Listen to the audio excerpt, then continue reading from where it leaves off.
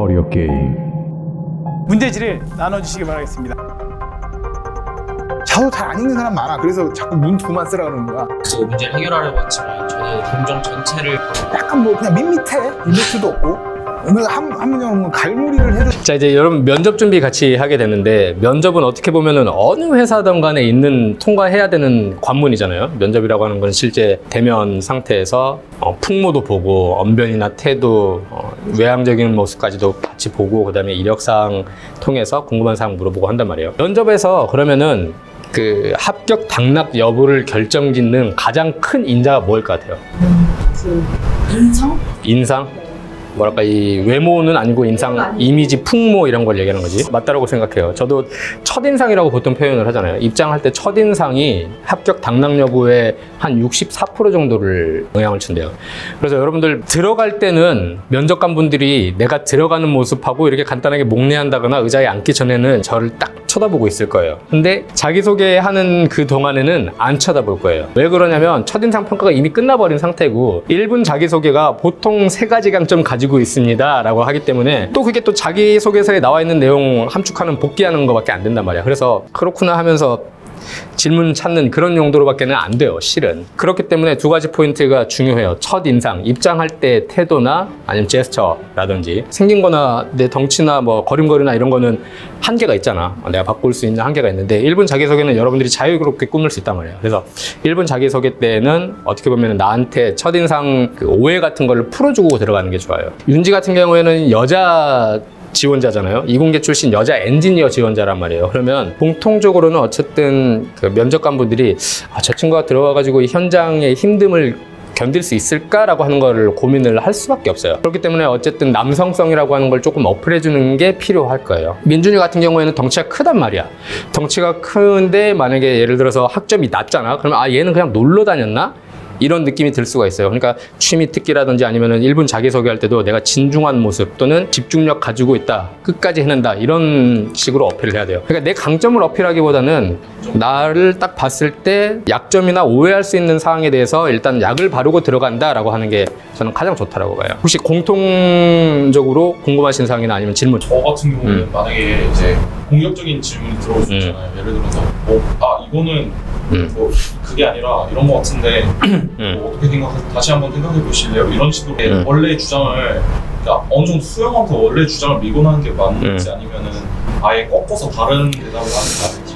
이게 되게 결국에는 상황마다 다른데, 크게는 2가지로 나눌 수 있을 것 같아요. 인성적인 부분이냐 아니면은 지식적인 부분이냐. 그러니까 지식적인 부분이라고 하면은 예를 들면 뭐 실무 면접이라든지 직무 면접이라든지 PT 면접에서 해당이 되겠죠. 내가 발표를 했거나 내가 답변을 했는데 그게 아니고 요거일 수도 있지 않나요? 라고 하면은 어쨌든 그 맞다 틀리다 여부보다도 거기서 중요한 거는 제가 잘못 알고 있었던 것 같습니다 라고 수긍하시는 게 가장 좋아요. 거기서는 지식적인 측면에서는 지식 배틀로 가게 되면은 망해요. 내용이 맞다 틀리다를 떠나서 면접관들이 무조건 옳다라고 본인들이 생각을 하고 계시거든요. 그거에 맞춰주는 모습을 보여줬으면 좋겠어요. 근데 인성적인 부분이다 라고 하면은 본인이 주장을 관철시키는 게 중요한데 그 근거가 훨씬 더 중요해요. 근거. 예를 들어서 업무가 중요한 업무가 있고 신혼여행이 겹쳤다라고 하면은 민준 씨는 어떻게 할 겁니까? 라고 했을 때 저는 신혼여행을 미루고서 업무를 하겠습니다 라고 보통 얘기하겠지. 충성도를 어필하기 위해서. 근데 면접관이 계속 아니야, 그러면은 앞으로 가정생활을 어떻게 하려고 그래요? 가정이 행복해야지 업무도 집중할 수 있을 텐데 와이프 되실 분한테 계속 이렇게 밉보이면서 결혼생활을 출발하시기 때문에 막 이렇게 할 거란 말이야.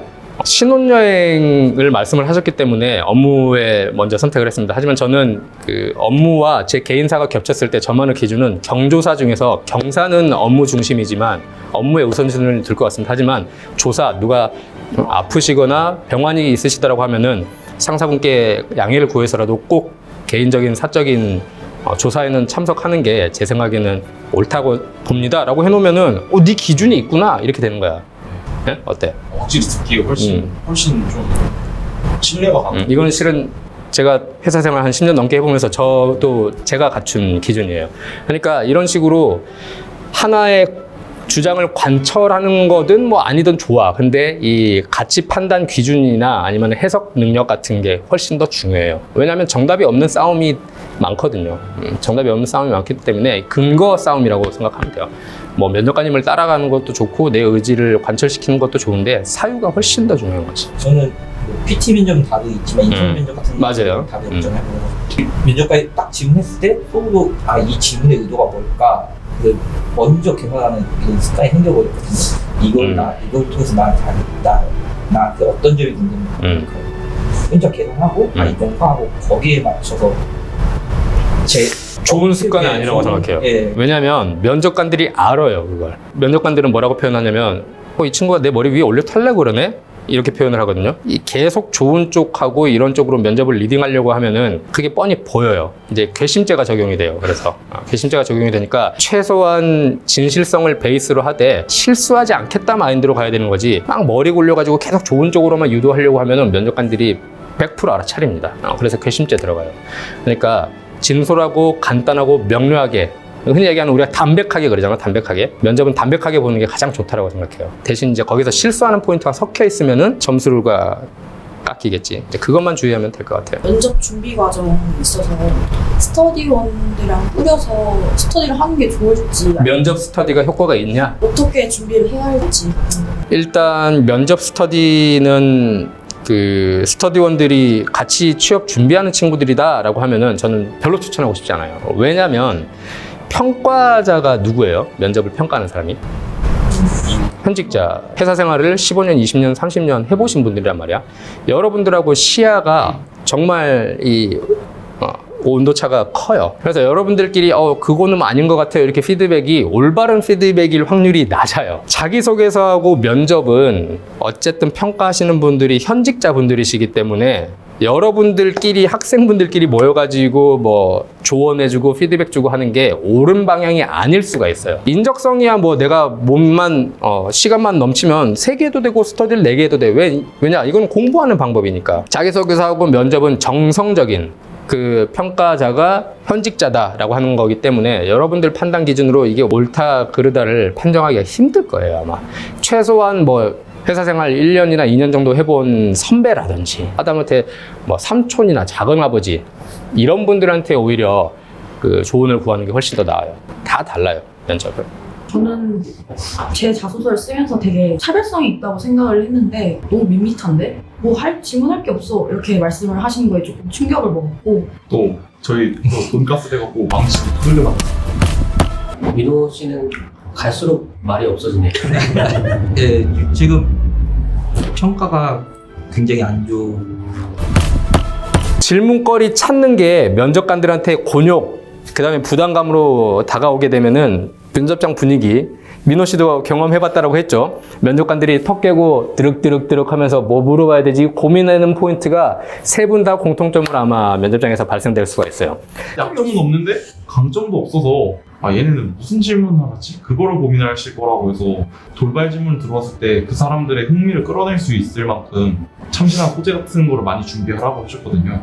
아까 하나씩 말씀을 드렸기 때문에 그거 중심으로 하나 만들어 놓으시면은 그래도 여러분들은 안정감 있는 면접을 진행하실 수 있을 거라고 저는 기대를 합니다. 알겠죠? 네. 그러니까 지금 자기소개서가 잘못 쓰여진 건 아니다. 하지만 나에게 그렇게 도움되는 쪽으로 되어 있지는 않을 것 같으니 내 어필 포인트를 한 가지 정도는 꼭 추가로 준비를 해야 되겠다라고만 마음을 먹어주셨으면 좋겠어요. 아시겠죠? 네, 이상입니다. 커리어 게임, 취업의 감을 잡아라. 여러분들 벌써 3주가 지났습니다. 다다음 주면은 최종 면접을 저희가 보게 됩니다. 지금부터 공개하도록 하겠습니다. 랭킹 1위는 김민준 학생 190점으로 랭킹 1위에 올라왔습니다. 와. 너무 부담돼서 죽고 왔습니다. 열심히 인내했습니다. 1등을 지금 2주째 뺏겼습니다. 이거 올라가는 맛이 있어야죠. 사람이 인생에 이렇게 굴곡이 있어야지. 정지선 멘토님 어떻게 민준 학생이 2주 연속 1위를 할 수 있는 그런 코칭을 하셨습니까? 본인이 잘한 거지 뭐 제가 코칭을 받으면서 이렇게 좀 머리가 점점 커지는 것 같아요. 많이 지식이 많이 들어가요. 좀 투블럭했는데 6분 중에 가장 안타깝게 마지막을 장식한 분을 발표드리도록 하겠습니다. 탑 6는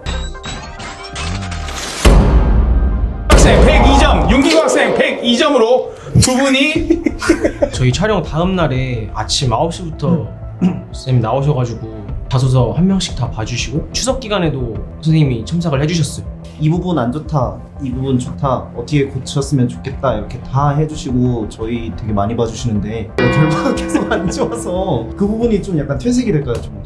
그 우리 저기 민수 학생은 솔직히 말씀드리면 이제 소프트웨어인데 이 게임의 룰을 위해서 한 3일 정도 공부를 하고 이제 본 거예요. 그래서 이제 기고 학생 좀 이해가 안 가네. 저도 추론을 한 게 저번까지는 민수 씨가 6위 포지션이었는데 공동이라고 하는 거는 이번 시험을 기고 씨가 더 못 봤다라고 추론을 할 수 있는 거예요. 그렇죠. 기고학생 어떻게 된 일이죠? 쇼미더머니 그 블랙넛 같은 느낌으로 뭔가 기발하게. 아 근데 블랙넛 지금 그러니까 블랙넛의 좋은 점만 뽑아오래. 여러분들 언더독에서 다시 탑6가 나왔고 MDM에서 탑1이 나왔습니다. 다다음 주에 진행될 파이널 스테이지가 가장 높은 점수를 반영하고 있습니다. 충분히 역전이 가능하기 때문에 여러분들 마지막 파이널에서 면접관님들 앞에서 최선을 다하셔서 꼭 역전을 하시길 바라겠습니다. 다음 주 레듀 드림 스테이지로 특별 게스트 두 분을 모시게 되었습니다. 남녀노소 누구나 좋아하는 떡볶이. 저희 쪽에서 명예훼손으로 역고소할 예정입니다. 이 바닥 떴다는 말도 있고 알코올 중독이 심하게 와서. 자, 지금까지 더 커리어 게임 인적성 그리고 또 면접 컨설팅까지 오늘의 이야기를 마치도록 하겠습니다. 여러분들 오늘 수고 많으셨습니다. 취업의 감을 잡아라!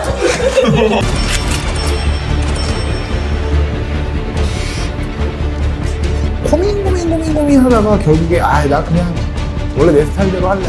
근데 일단은 면접관 입장에서는 준비 안 한 거야.